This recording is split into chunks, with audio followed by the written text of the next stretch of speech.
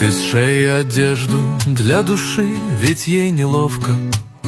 Ее знакомые давно форсят в обновках.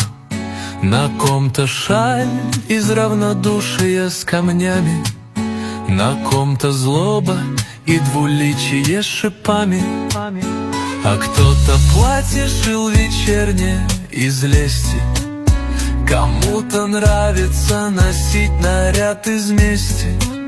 А ты одета в простоту и сострадание. Они не в моде и остались без внимания.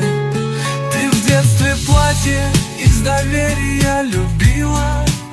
Твоя душа его с годами износила. Оно теперь трещит по швам и стало тесно. Но зло и зависть для души неинтересны.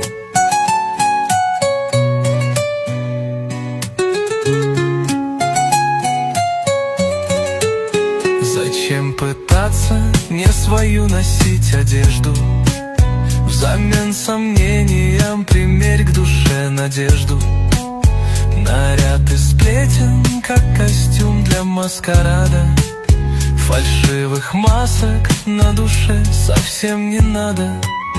Пусть лучше совесть, чем пустые обещания. Пусть лучше платье из любви и понимания, чем мини-юбка, что из выгоды пошита. А лучше душу оставляй совсем открытой. Души наряд ты не спеши менять по моде.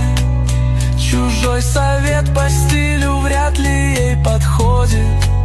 Наряды душу без сомнения украшают, но без души одежда роли не играет.